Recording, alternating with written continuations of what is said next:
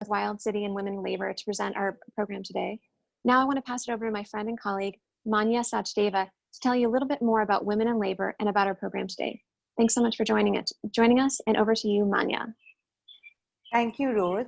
This event is a part of a series of digital events in collaboration with Wild City and Women in Labor podcast. Since 2004, close to 20 million women have dropped out of work in India, but no one was talking about it until we did and Women in Labor was born. A 20-part podcast series, Women in Labor is hosted by journalist Christina McGillivray and comedian Aditi Mittal and is now live on all major listening platforms, including Spotify and Google Podcasts. Nearing the end of season 1, our 2-part finale will focus on the impact that coronavirus has had on women and work in India and releases this Saturday. We hope you will tune in. And with that, I'd like to hand over to our moderator, Pallavi Paul. Pallavi is a serial entrepreneur and has founded 3 startups over the past decade. Her roles were mainly focused on strategy, building teams of 100+ people from the ground up, and negotiating successful partnerships and funding terms. In the past, she has also been an anchor and journalist covering technology with CNN IBN. Over to you, Pallavi. Thank you, Manya. I'm so excited to be part of this session on negotiation, and I'm really looking forward to today's chat. I think everyone has a lot to gain from listening to this session. I think what I'd like to start with is addressing why we want to talk about negotiation now as a topic. And it's funny because it seems more relevant now than ever. The status of the world seems to be that negotiation is failing globally because the act of negotiation is actually coming to a table to have a discussion, an agreement that people hopefully walk away with a pleasant outcome. And I don't need to specify where this is failing, but it's failing absolutely everywhere. And I think that for one reason, on a macro level, it's very interesting and important to discuss and go back to the roots of what negotiation is, how it's evolved, and why it's so important to all of us. The other reason on a micro level is because all of us are in unprecedented times, which means there are no rules as to how we should function. So I'm sure a lot of you out there might be having discussions about work hours, days that you want to go into the office, how many leaves you're allowed, what your salary structure should look like. And all of those topics are up for discussion. And it's a good time to understand the tools you have to be able to get the best outcome for yourself. I think a lot of people in general, but specifically women, don't necessarily realize the opportunities they might be missing out on by not pursuing negotiation as a topic and a study, because negotiation is not something you just fall upon. It actually is a science, and there are ways and tools to make sure you have the best outcome and opportunity available to you. So welcome. I hope you really gain a lot of confidence after this session. I think we're going to structure it in a way where the first part of the conversation kind of addresses some of the reason why women fear negotiation, which even I do. And the second part will give you certain tools to be able to address those and maybe feel some successes after you start playing with those tools a little bit. So with that, I'd like to introduce our partner in this session. We partnered with Vedica Scholars Programme for Women. It's a postgraduate certificate course in management, and it's unique because it does focus primarily on women. And we have here Anuradha Das Mathur, who is the founder and dean of Vedica. Thank you so much, Anuradha, for taking the time out this afternoon to come and tell us a little bit more about the program. I wanted to ask you, first of all, how did you come up with Vedica, and why did you think it was an interesting space to be in, which is education focused specifically towards women? Thanks, Pallavi, and thanks everyone else. This is a great opportunity, and it's always challenging to talk about something that you don't believe you're particularly good at. So I'm quite delighted to be here and talking about negotiation. I'm very excited that this was being taken up as the theme. I'm going to tell you a little bit about how Vedica came. There's a whole bunch of us who pride ourselves in being independent women. We grew up in homes where we had opportunities. We didn't feel discriminated against. And so suddenly you're like this 25, 30-year-old who doesn't think that women need to make choices. So I grew up a tomboy, and I had absolutely I hate to admit this today, but I had absolutely no patience for what I thought were women who just made excuses or whined their way through what they couldn't do. And then I went on this program, and thanks actually to the American Center and the American Embassy. It was a program with the State Department in the US, and it was focused on women in leadership and for a bunch of women who they identified as emerging women leaders. And I remember when I got I couldn't understand, one, why they picked me as a leader. And secondly, I certainly couldn't understand why they would pick me as an emerging woman leader. But the program was so well curated that I thought it was worth it, because you go and shadow a Fortune 500 woman CEO in the US for a few weeks, before which you spend time in DC meeting women in leadership from government and politics.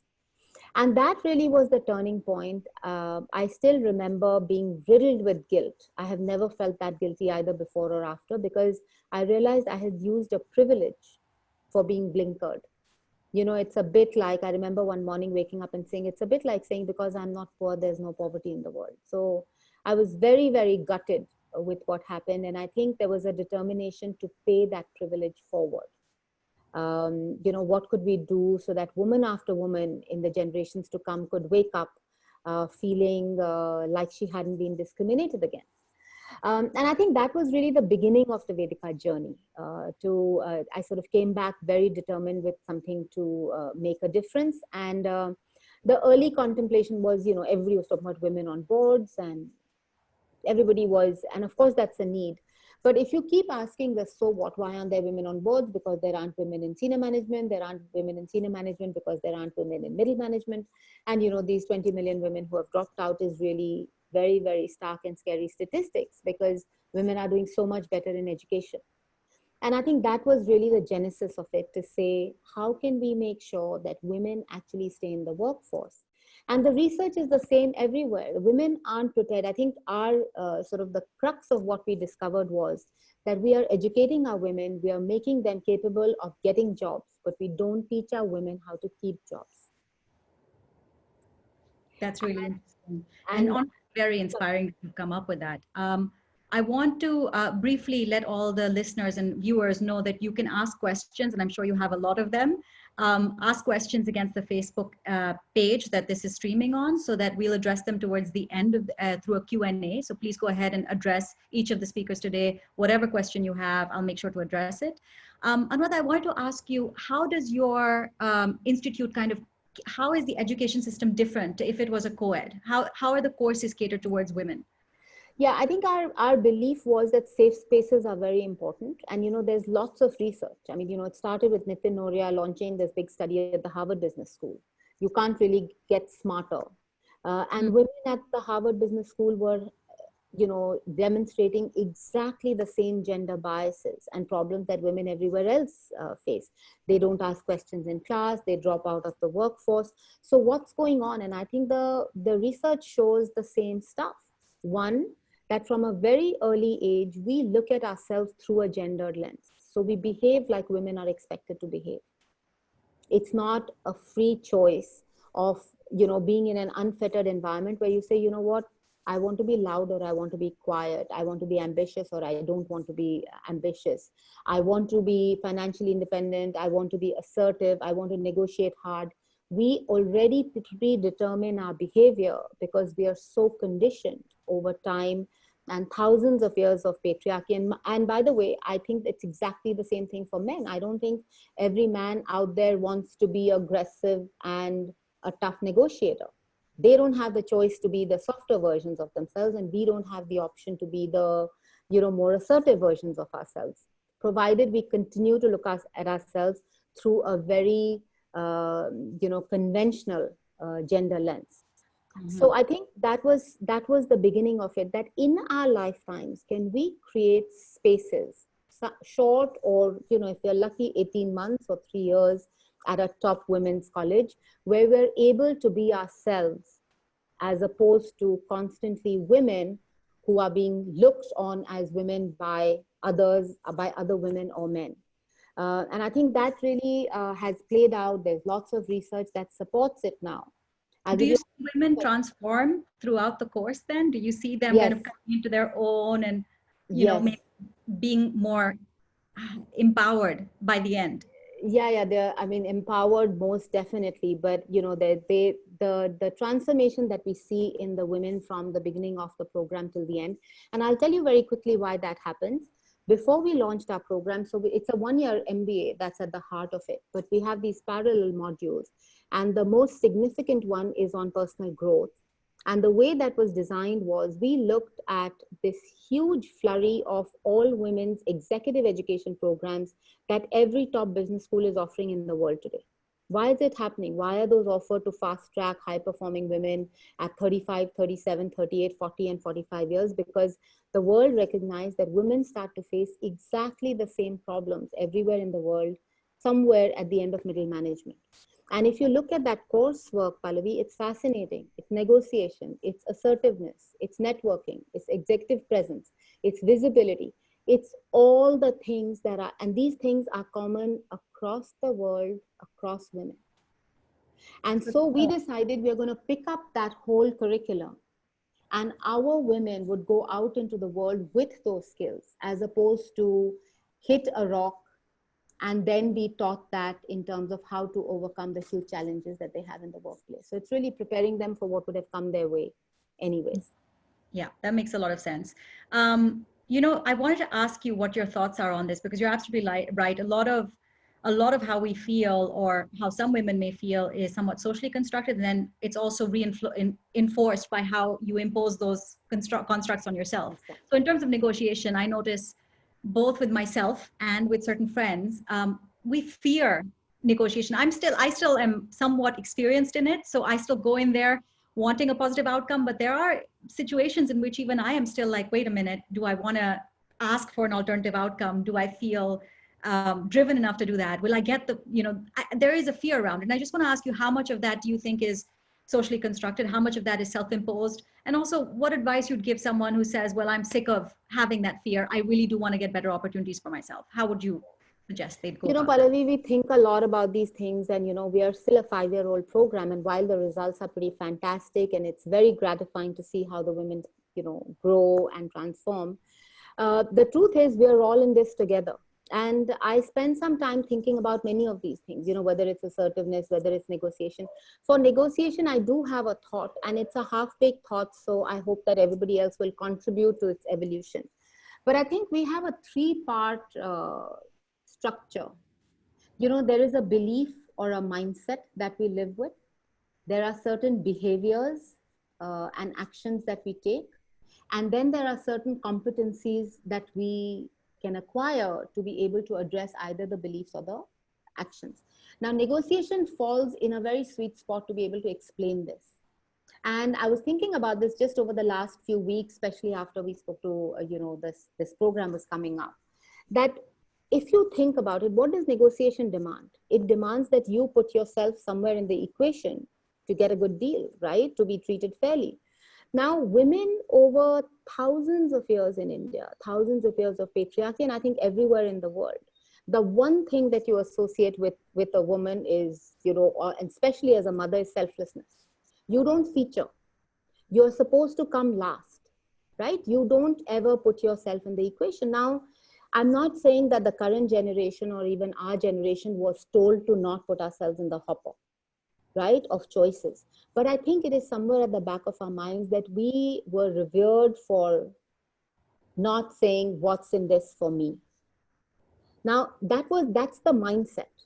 Because of that, your behaviors are not asking for what you want, because you sort of make do with what you get.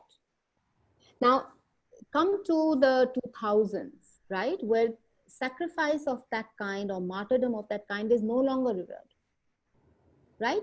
And especially in the workplace, you're expected to be assertive. You're expected to be able to voice what you want. So making peace with the fact that you're not a bad person or not a good woman because you actually are a part of the equation of in your own life. I think we all have to have conversations with ourselves in our heads and say, it's okay for me to want something for me, whether at work or in my home or with the family or whatever it is. So I think that's the big mindset construct. And you look at, so I think the piece of advice I have is, one, to look around you and start feeling okay about putting yourself on the radar. And the second thing is you watch your behaviors. And I think the main thing is that once you reach a point where, like you said, if you're saying, listen, I'm sick of this and I really do want to be able to do this, I think acquiring the skills so that you can have, you can negotiate without without it needing to be aggressive if you don't want it to be. I think we have to be okay if we want to be assertive. We have to be okay if we want to be aggressive about it and not be judged for it. But for those women who are still on that journey where you'd like to be able to negotiate, but you don't want it to be unpleasant, I think the skill sets or the competencies to be able to negotiate in your own style, in a way that makes you feel still authentic. I think that's really it. So spend some time thinking whether it's in your head, whether it's because of the way you behave, or it's because you don't really believe that and you don't want to act like that, but you really just don't know how to. So I think depending on where you are in that, introspect, figure it out, and then go and get the right advice or the skill sets to be able to negotiate. I love that advice. I think also it's interesting because the art of negotiation or the science of negotiation has evolved enough that you don't have to be aggressive, which is exactly the point you're saying, is that if you don't like the tools that you've seen other people use, and maybe that's why you get embarrassed when you're negotiating, or you're thinking, I don't deserve this outcome. Thankfully, there are tools now where you don't have to use those techniques. So for me, sometimes I use humor. And that's, I can become aggressive and sometimes I feel bad about that, but sometimes I use humor, and depending on the situation, it works. And I feel good about having used humor and getting a success. So I completely agree. You don't have to be aggressive if that's not the tool you want to use at the time. And then also the one thing I think really helps with women who are not experienced negotiators or who don't have a lot of experience with it is small wins. So if I want to give a really silly story, but this is when I realized people really feared negotiation was, I was running an e-commerce business, and all e-commerce businesses, to get first-time customers, put this 10% off coupon right when you come up. It's a pop-up. And so I was in a store with a friend of mine, and it was a small store. No other customers were there, and we liked some dresses. And I looked at them and I said, oh, it's nice. But so I went to the salesperson. I said, well, could you give me a 10% discount? Because I assumed I'm a first-time customer, no one else is there. And I looked over at my friend, and she had this horrified look on her face. This is a proper store. She was like, oh, I can't believe you asked for a discount. And I was like, yeah, but it's the first-time customer. And he gave it to us, which is the success story. And then 6 months later, I meet her, and she's like, every store I go to, I ask for a 10% discount. And I was like, wait a minute, that's not the purpose of this. But I'm glad you felt like you had a win. And I think those small little wins help you overcome any type of predetermined fear you have, whether it's self-imposed or socially constructed, just to move on and develop that skill set a little bit. So just a little story of mine.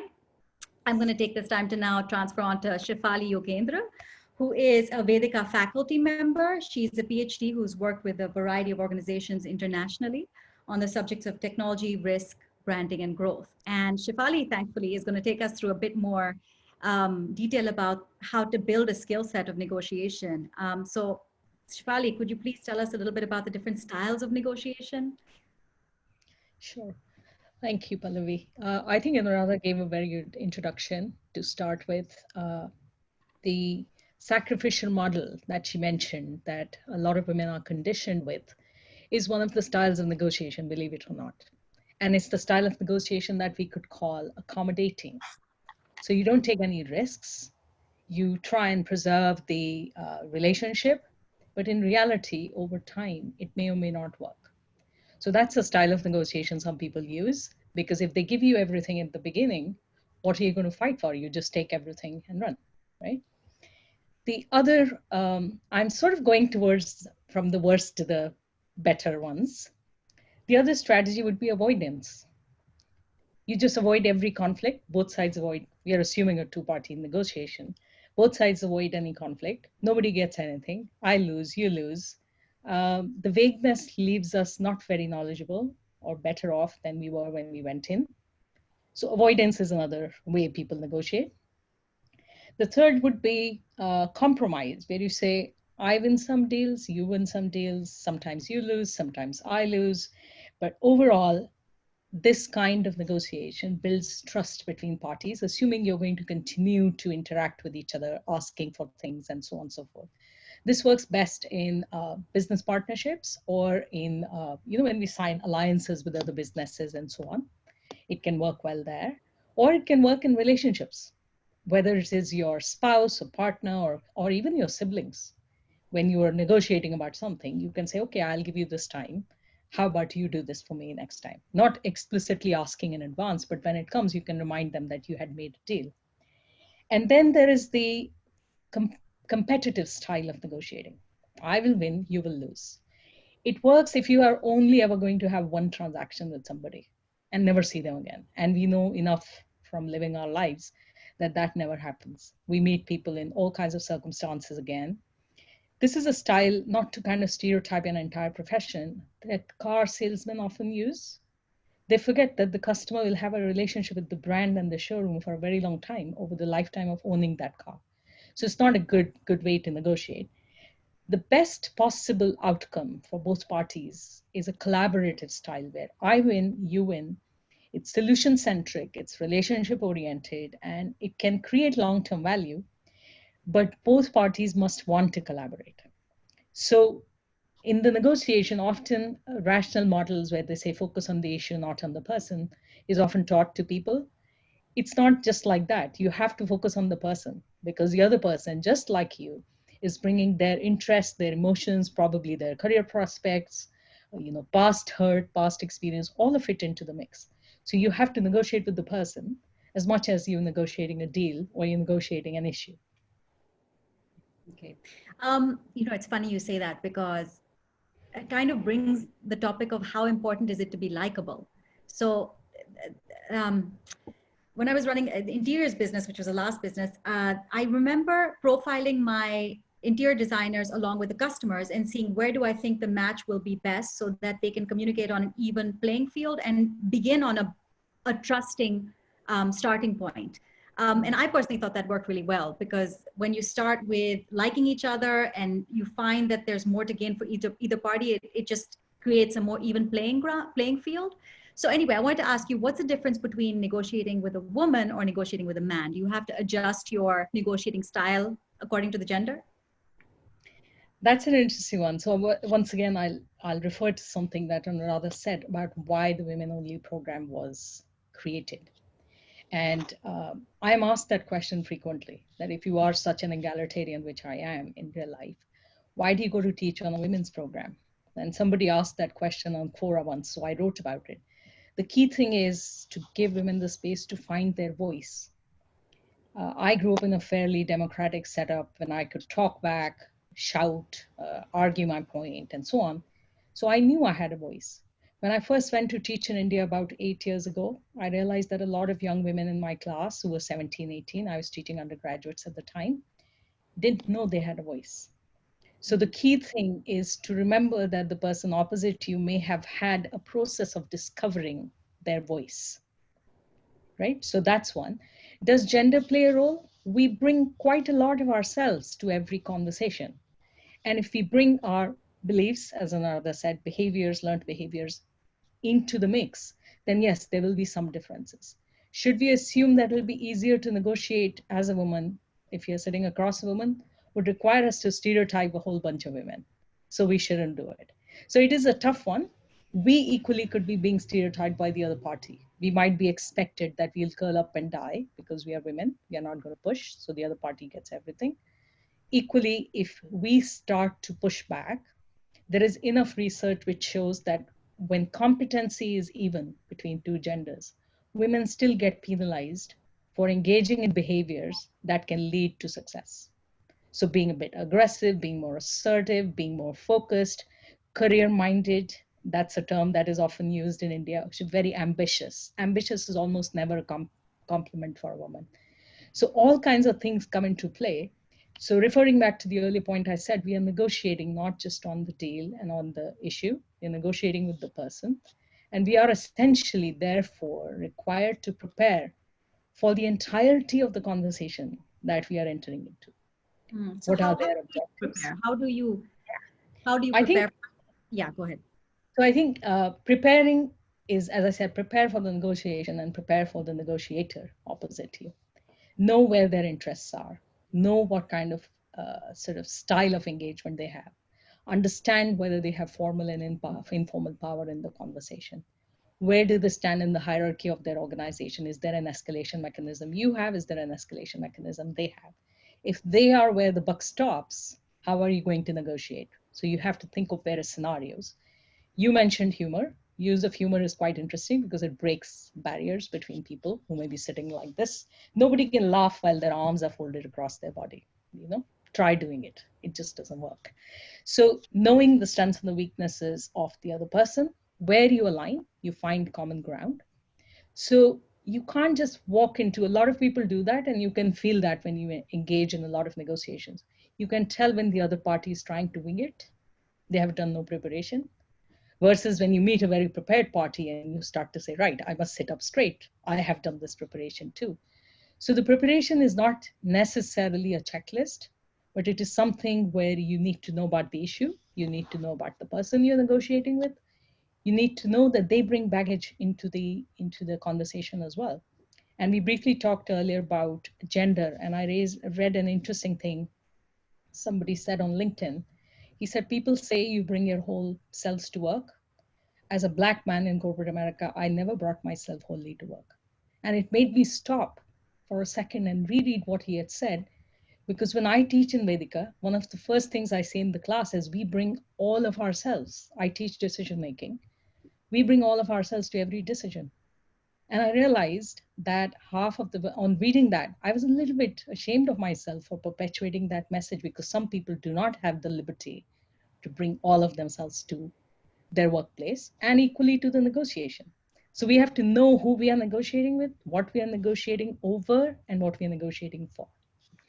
So should you be committed to your outcome before going into a negotiation? Should you go in there and be like, okay, well, this is what I definitely want. This is what I'm going to say no to.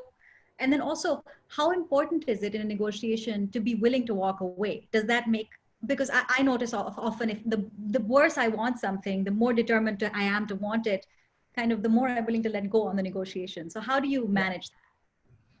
It's definitely useful to have an outcome in mind. Mm-hmm.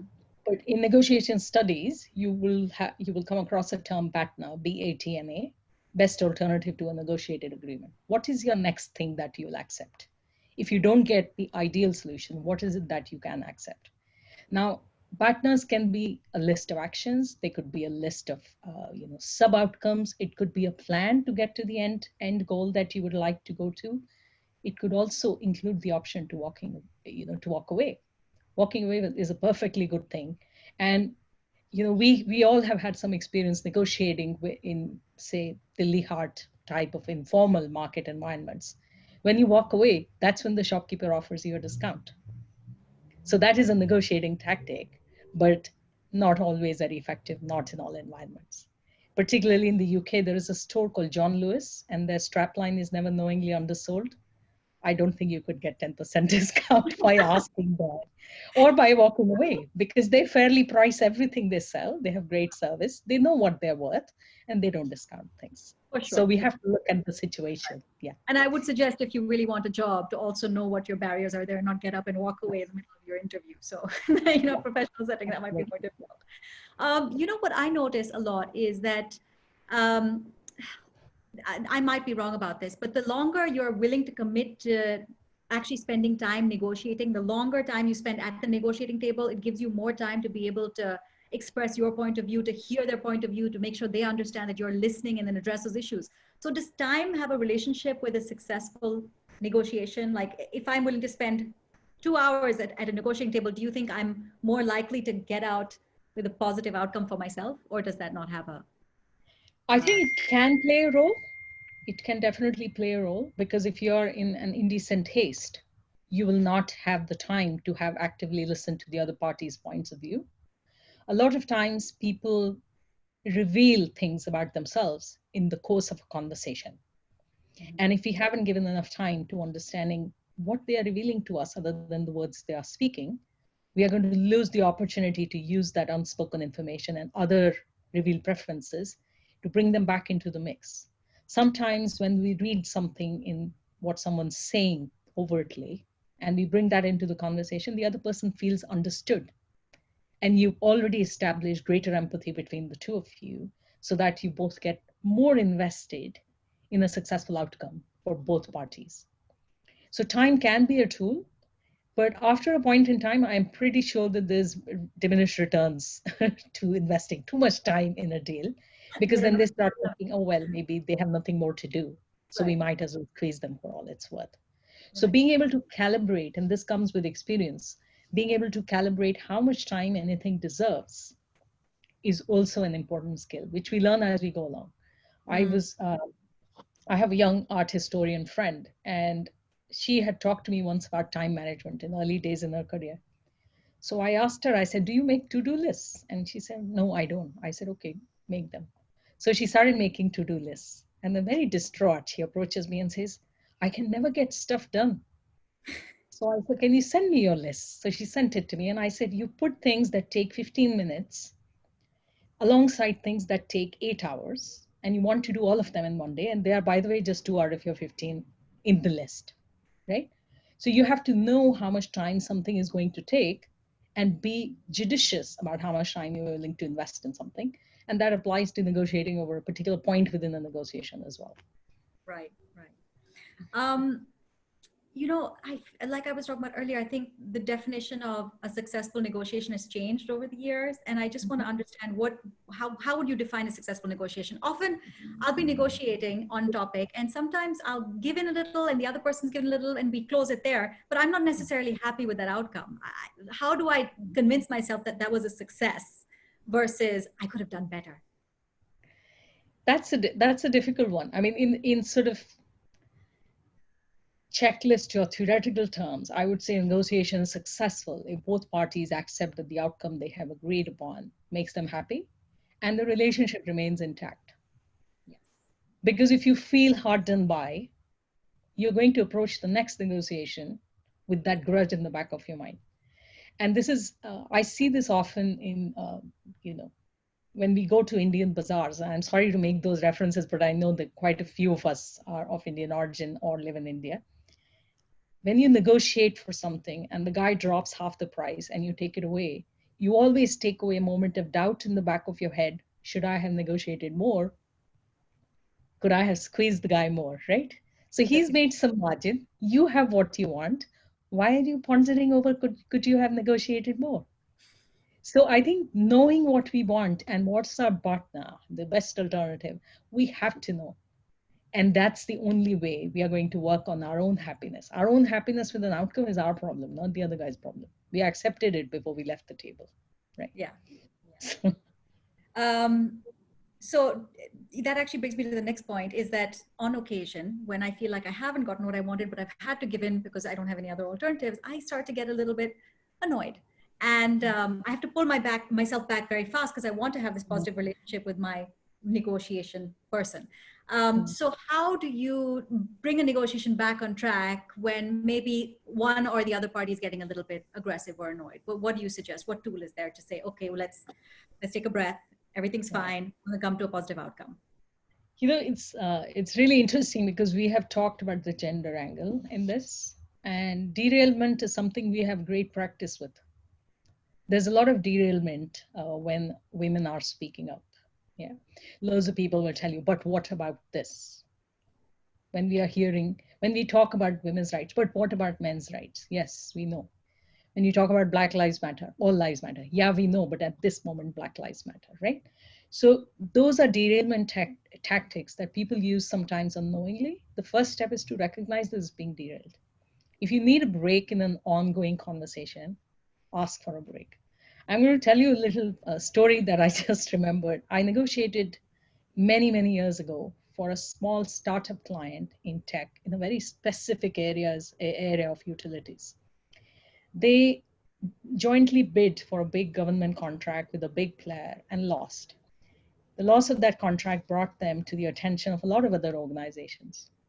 One very large utilities company approached them for their solution, which was fit for them, their sector, and said, we would like to do a deal with you and deploy your solution in lots of our offshore locations.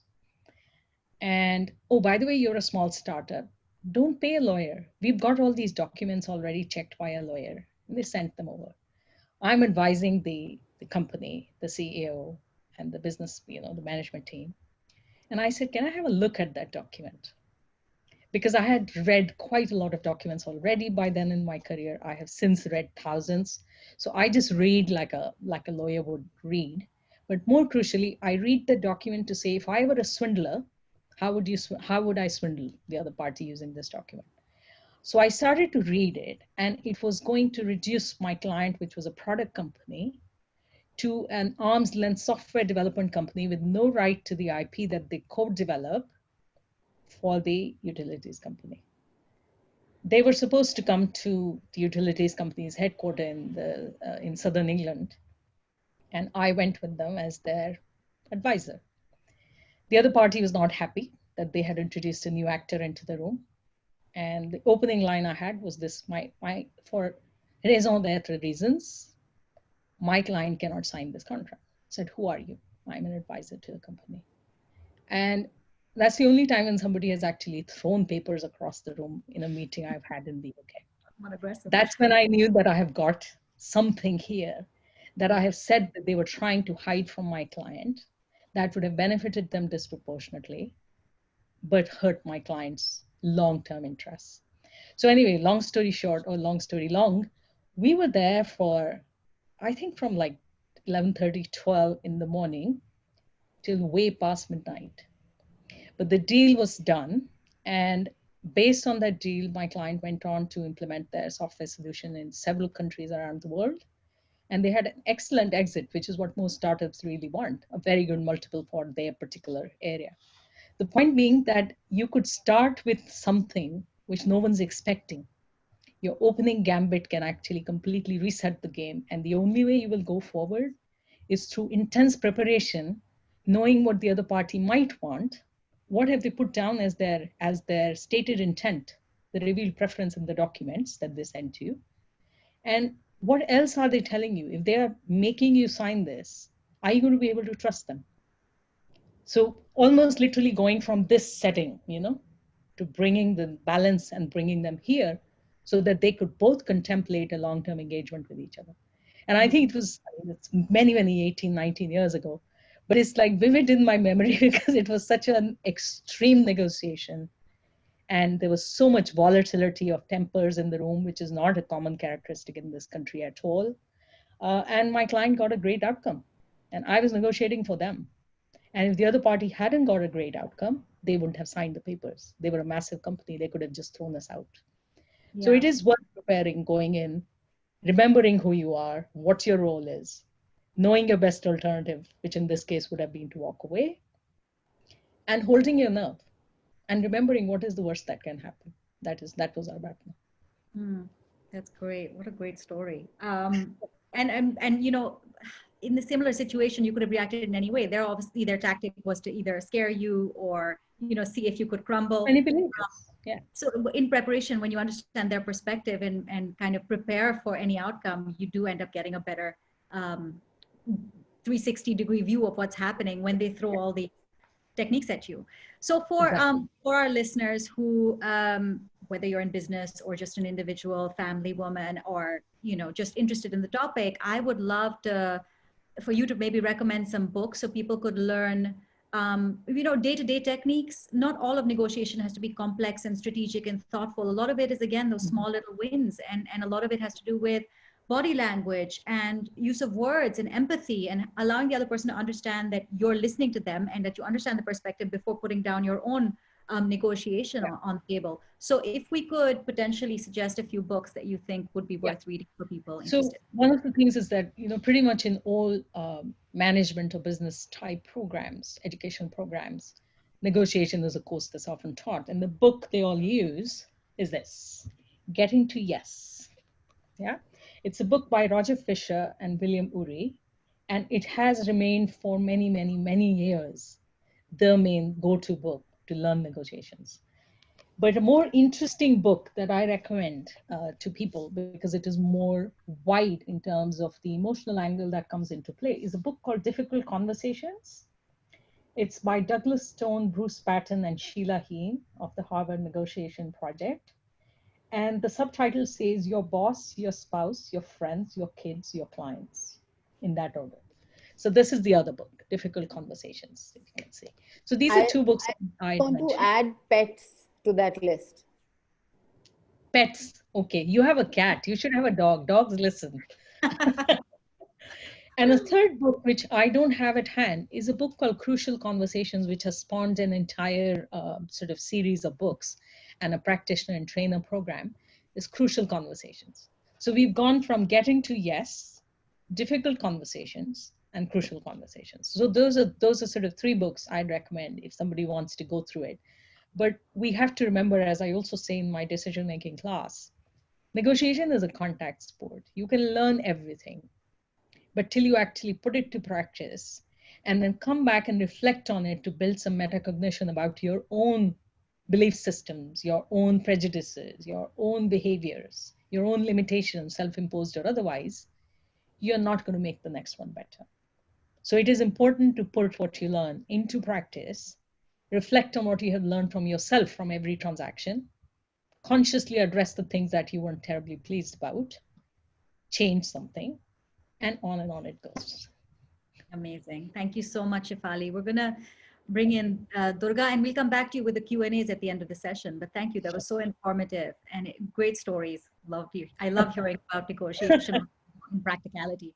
So we have now Durga Bhure. I hope I'm saying that right.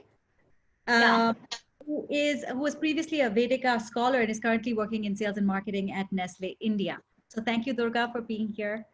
I wanted to ask you a bit about your experience at Vedica. What prompted you to join the course, and what was your experience like? Hi, Pallavi. Extremely delighted to be here. Thank you so much. So I'll give a little bit of a background. I wanted to be in the Air Force. I tried till my age eligibility's limit, but I somehow couldn't make it till the last round every time. At the time, I was also working for a multinational, but I was kind of not satisfied with the nature of my work there. And that's when I started looking out for other options. And that's how I found Vedica. So Vedica for me was an instant yes, for multiple reasons that attracted me a lot towards Vedica. So, I mean, the 3 reasons why, I was so much attracted towards Vedica was the range of subjects being taught at Vedica. So, within the 4 pillars that Anuradha just mentioned about, so from finance to design thinking, and from gender 101 to marketing, pretty much everything. The second one would be the idea of amalgamation of management with liberal arts. So, because during the rapidly changing environment that we are in, I think everything is pretty much interlinked. And I think it's essential to have a broader perspective to look at things rather than confining ourselves to only the management aspects. The third, diverse women-only peer group, which gives multiple perspectives to deal with the issues that we have been facing since childhood, and these issues that have become very, very normal to us. So basically, unlearning a lot of things that are deeply rooted in our minds. Yeah. Very good. How do you think the skills have helped you after the course in your professional life, maybe even in negotiating your salary or in the job that you have?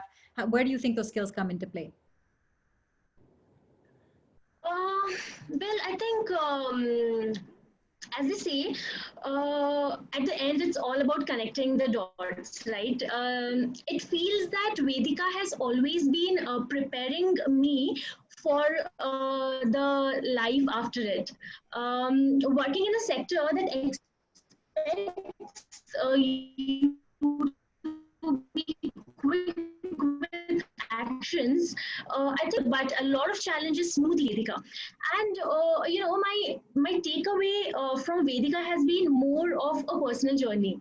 So it helped me understand myself better.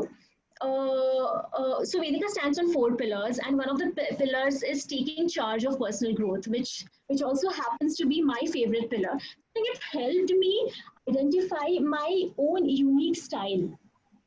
And of course, the communication. Can you tell us a bit more about that style? Maybe kind of how it evolved over the years while you were there, and kind of where you are now in that. Yeah. So I think communication is a very important part of that style. So in a way, how how you're well turned up, how you speak, what you read, how you write, and pretty much structure, adding structure to everything that you do. I think that. So I think it's extremely critical and something that Vedika has taught me. That's great. I want to ask you about your network, because I feel like an all women's institute probably builds really great relationships between other people who've been there. So are you still very close to people that you were educated with? And do you have a great network to kind of pull upon in your professional life and your personal life even now? Pallavi, I think there's some bandwidth issue. Could you repeat that again, please? I was just asking about the kind of friends and family you made at Vedica, being in an all women. Can you hear me now? Yeah, I can hear you now. Okay. So being in an all women's institute, sometimes you end up creating really great networks with people, especially when you're going through the journey together. And it's a very catered journey, very customized journey for all the women who were educated there. So I was just asking you, are you still very close to people who you were educated with, and kind of how does that group and community feel? Yeah, definitely. I mean, I'm pretty much connected with everybody. My batchmates, definitely yes, but also with my mentors, with the faculty, with the dean herself. So we're pretty much connected. We are pretty much always there for each other whenever we need something. And as I said, it's a diverse group, right? So I mean, if I'm in a sector and if I don't know about some other sector, I think we're so well connected that there's always somebody to help you out, understand things that you might not understand yourself. So yeah, we're very, very well connected. And do you can you take us to one of your negotiations that you faced, kind of the most difficult one maybe since you graduated, and what the experience was like? Did you feel like it was successful for you? Okay. So maybe I would like to talk about this one particular incident that happened with me in my workplace with a customer, since I was into institutional sales and business development. So in one of the business deals that I was leading, and the deal was in the negotiation phase, I had really worked hard for many months to bring the deal together. So this person I was negotiating with is a very powerful person in a multinational. So one day he asked me for a meeting to discuss the nitty-gritties of the deal. So I met him, and as the conversation proceeded, I got this sense of abuse of power. The person asked me questions that made me extremely uncomfortable. Although that deal was a typical, as Shefaly just mentioned, a win-win kind of a situation. It was mutually beneficial kind of a deal for both the parties. He made it look like it was, he was a more powerful one, and as if he's doing a favor. Although, like, I'm glad that it did not escalate beyond him asking uncomfortable questions in that particular situation. As somebody who's never faced this, I think it somehow scared me. Absolutely surprised to me because I'd known this person for months, and I really couldn't guess that this would happen. So honestly, all I wanted to do at that point was to leave the room, and I think I did just that.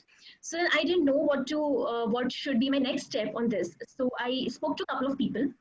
I told and narrated about this incident to a senior who was closely monitoring this thing. So everybody suggested and asked me to maybe step down, all in good faith, because they all thought that it is not safe for me or any other woman to be negotiating with this person. Well, I was not very much convinced with that idea, and I thought about it, and I asked myself if I should really be quitting this. And even if I do, what are the chances that I won't come across such a situation in future, And because, this is not a unique situation, right? There are enough number of women who go through this every day. And if I do come across such a situation of power abuse in future, what am I going to do? Quit again every time? I think absolutely not. So I still wanted to very much lead it, no matter what, and make it a big success this obviously in a very, very professional manner without succumbing to any kind of power abuse. So I negotiated and convinced my team to let me still lead this. I would meet this person with my team, always with my team with all the facts, data analysis, and best strategy, because we want to do the business. So then after a few days we went back, and I made sure that I convey this point and put this point across that we are doing this because it is mutually beneficial, and I obviously felt much more confident also. That's great. I'm glad you didn't walk away from that.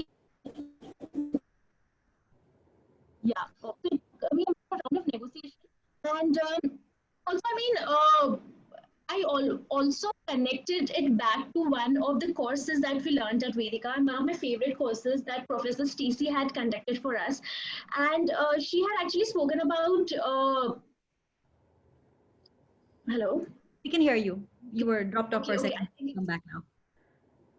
Okay, so one of the courses that Professor Stacey had taught us, it was about choosing your battles, which was about, knowing which battles to pick and which to leave for another day.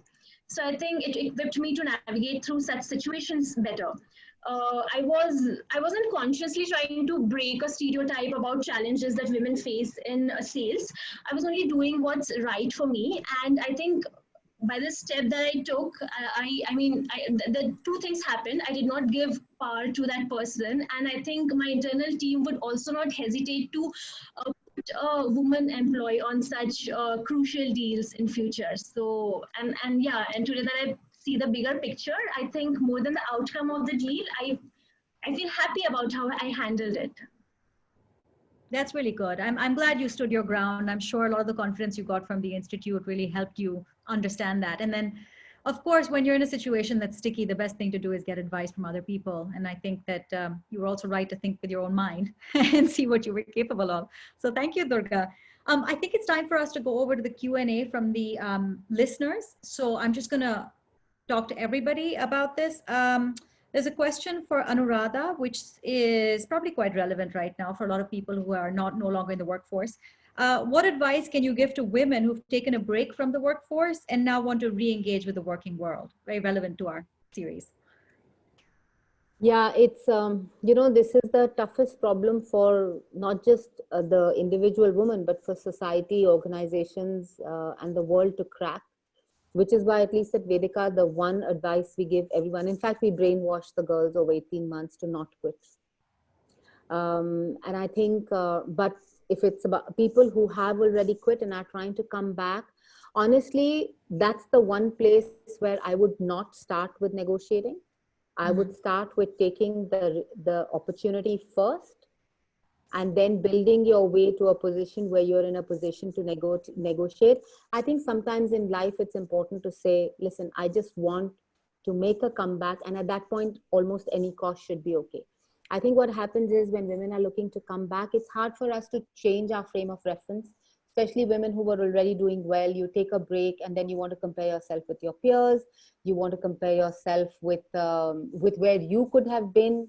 And all of those other, comparative parameters that can keep making you feel like it's not worth it because you feel, either insulted or you feel not valued enough. But I think these are all, at every step in time, my big advice is please reflect and be completely and brutally honest with yourself and say, listen, where do I really feature in the scheme of things? And if I want to make a comeback, then take that step. And then build yourself up to a strong position where you can negotiate harder. But getting back would be my advice. Okay. We've got another question here about relationships with in-laws. So kind of a personal question here. Relationships with in-laws can sometimes be very tricky, especially in joint family environments where conditions can be controlling.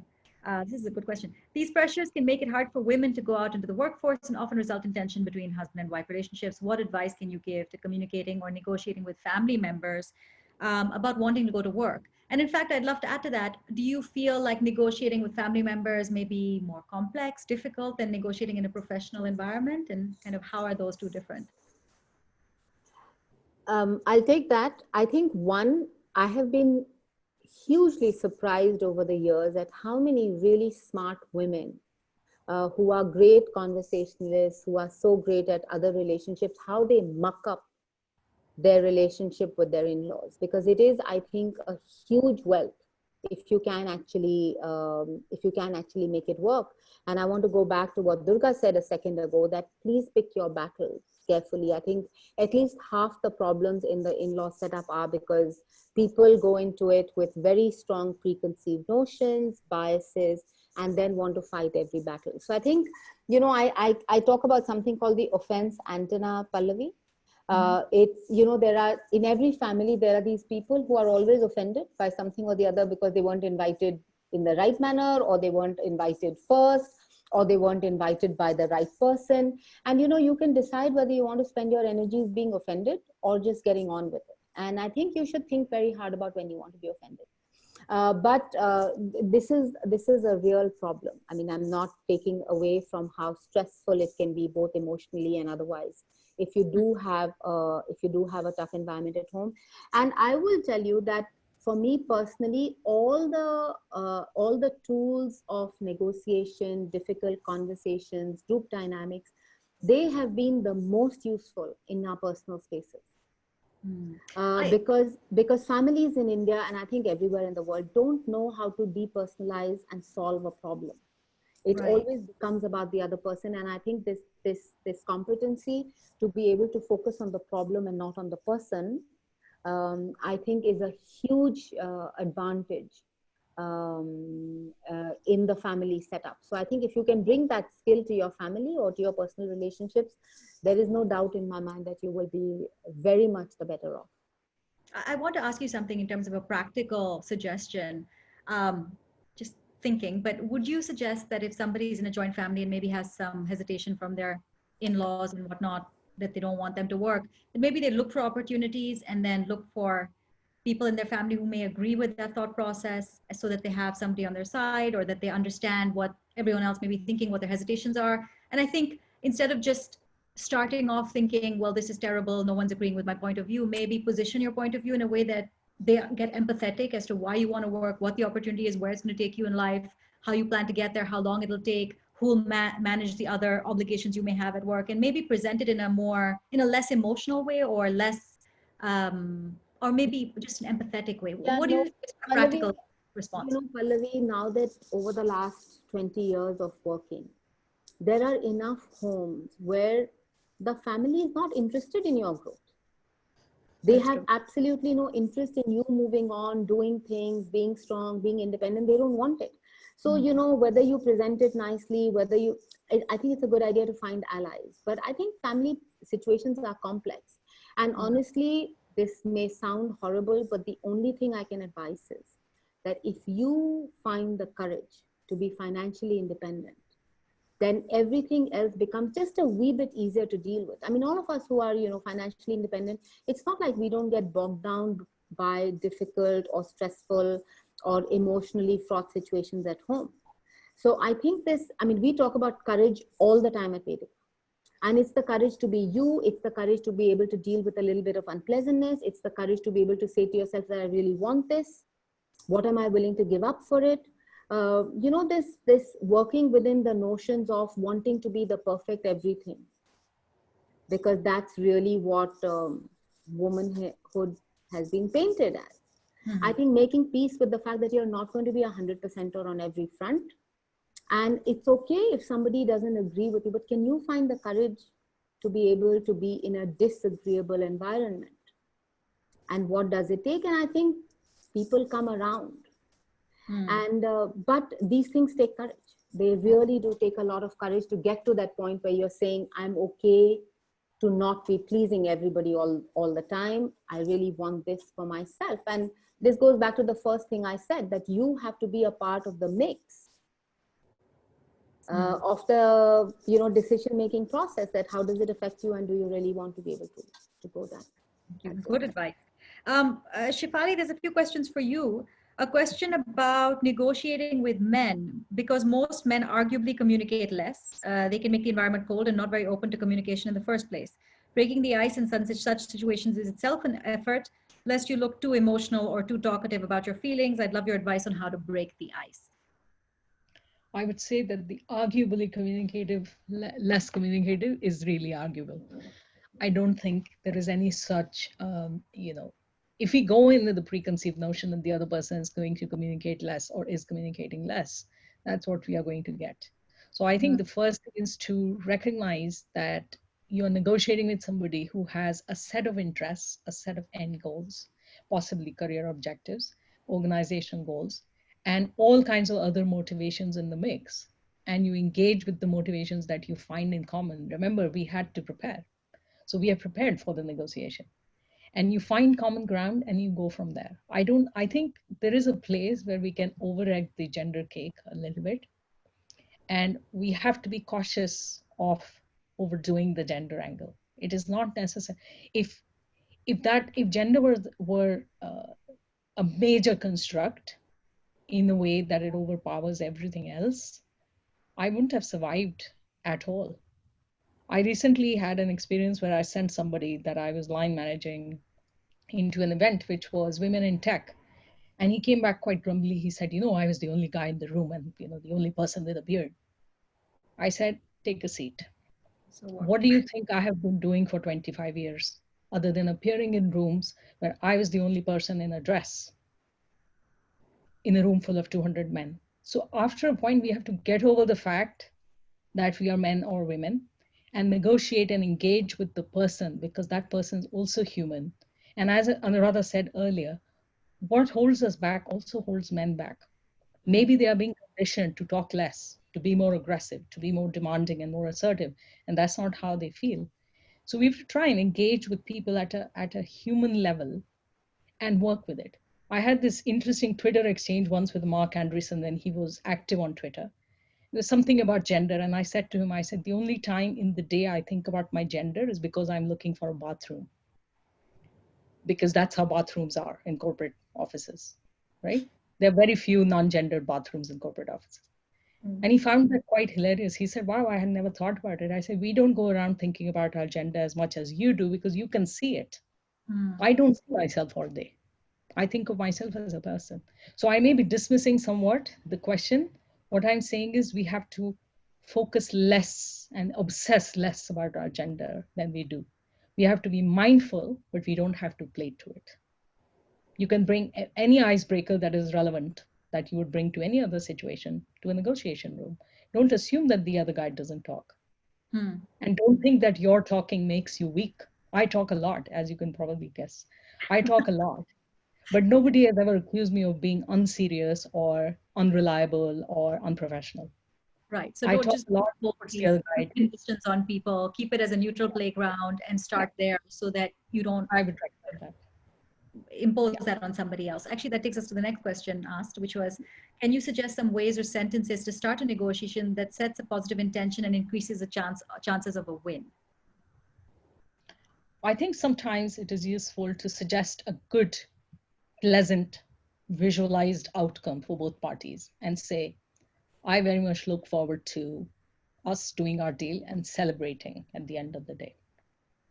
It gives the other person a feeling that you are in it for the business, that you also have to go home. You have no intention of being here till 2 a.m. like we were in the story I told you earlier.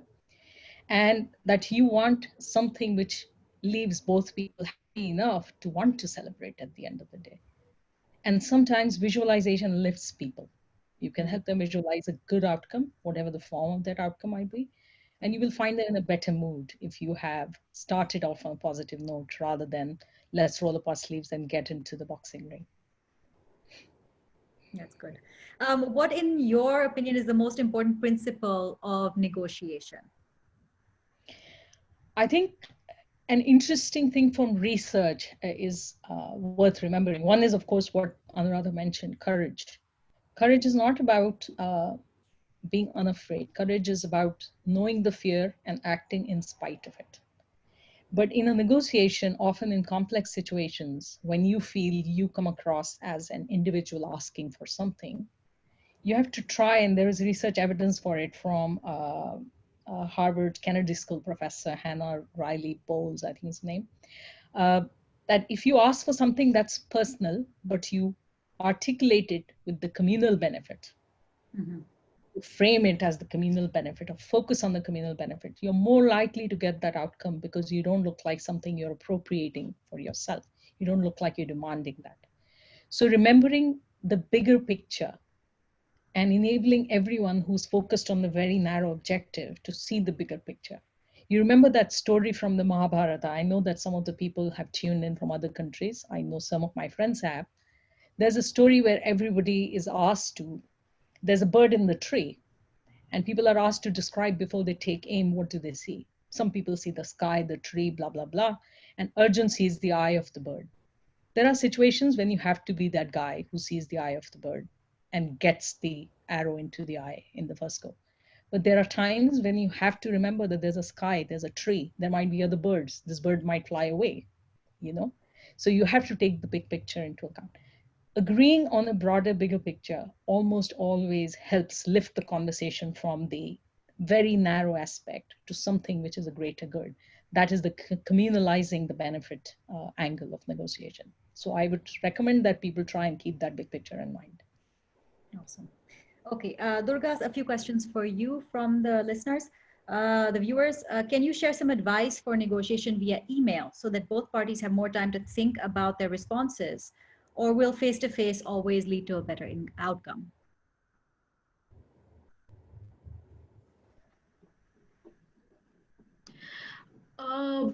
Well, I think there is this quote by Sheryl Sandberg that I actually it also me different, but especially during negotiation. So she says, and I quote,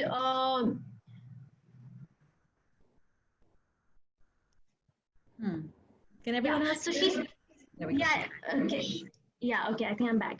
So she says, and I quote, when you are in a difficult situation, ask yourself, what would I do if I weren't afraid? And then just go do it. So I think that would be my advice, something which I also follow.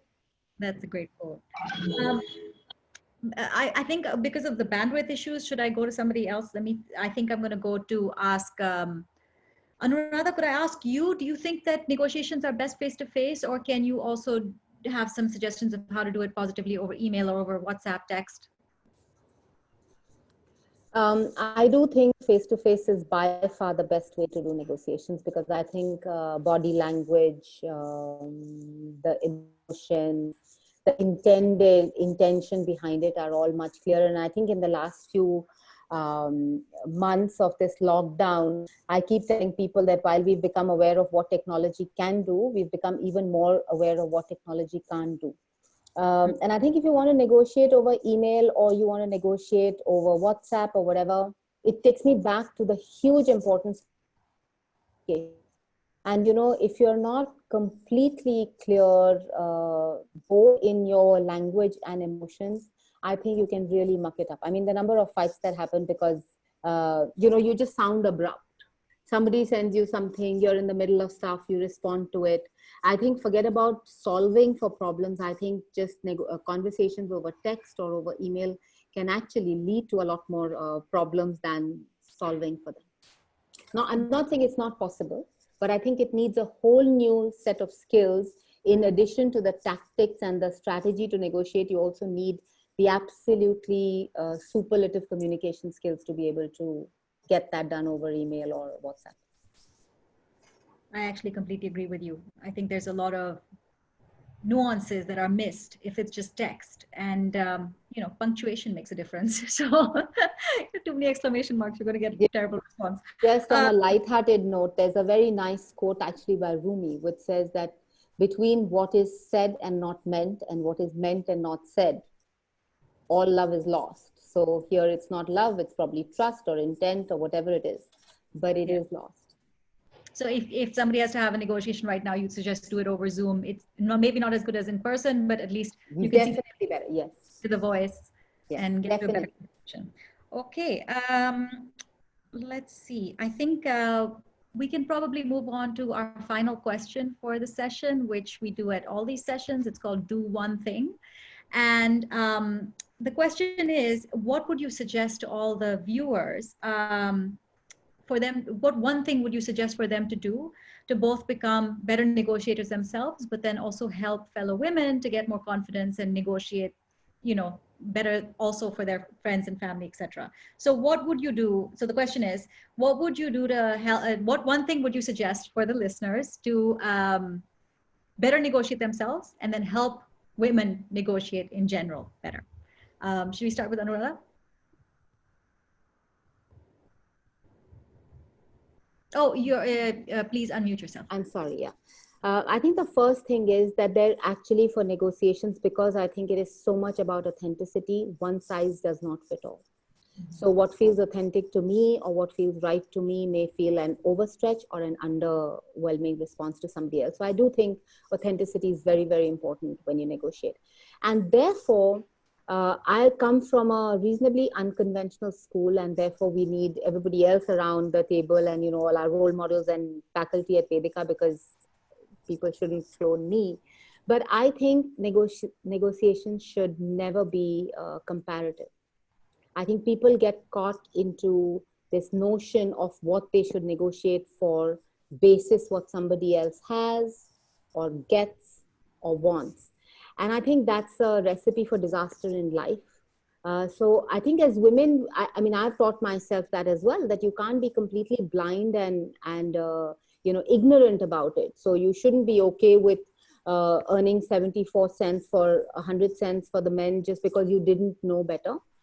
But I think there is a certain sense of self awareness and worth that really must come into your negotiation, and therefore negotiate up or don't negotiate at that level, because it really reflects to you what you believe your worth is. Okay, so be authentic and don't compare. That's what I would say. Shefaly? I think I'm rewording what Anuradha said. I would say bring self-awareness, so you know what your power in a situation is, and don't feel bad about using that power. You don't have to abuse power, but you can put the power to good use to forward and advance the objectives that you came into the conversation for.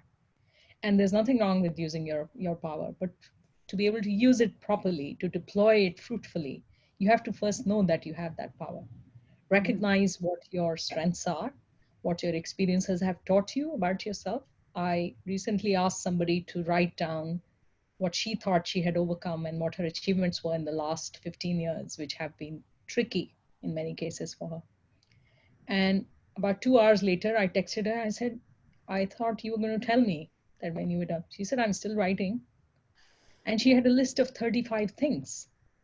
And she said, oh, I had no idea that I had done this, and you made me do this. I said, I didn't make you do it. I just made you remember what you already have inside you. And that has really made a tremendous difference to her self-confidence and how she's relating to her colleagues. It's a small exercise, but if you're not aware, if you never take stock, if you don't know what you're capable of, what you have already overcome, you will never know your true power. And if you don't know your true power, you can't deploy it. So know your power and bring it. Great, really good. Durga, same question, please. Yeah. So again, something which I said a couple of minutes back, I'm not sure if I was audible then. This was a quote from Sheryl Sandberg. Was that audible? Yes, it was. Yes. Okay, great. So I think the next thing would be, I think one should understand that not everything is under our control. While a lot of things in life we can control, but there will always be a couple of things which we absolutely cannot. So I think just seeing the bigger picture always helps, and always it definitely helps me to strategize my negotiations better in life. So yeah, that. Great. So I also would like to add a little bit there. I think fake it till you make it. Don't get too scared of negotiating. Don't let the fear hold you back. You don't know what opportunities you're missing out on. And the worst thing that can happen is someone says no. So you know what? That's not the end of the world. Use small techniques, get little wins, have some fun. It's an art, it's a science, it's a little bit of a dance that you play with people. And the more you do it and the less you fear it, the better you will get at it. And that's from someone who's still scared of it. So with that, we'll call the session to a close. I'd like to thank the American Center. Thank you so much. Thank you to Women in Labor who put this together also. Thank you, Wild City. And of course, all our speakers have been great today. Thank you so much for sharing all your knowledge with us, Shefaly, Anuradha, and Durga. And thank you to the listeners. So we hope you enjoy your journey of negotiating and get better outcomes for yourself in the future. Thank you. Thank you. Thanks, everybody. Thank you.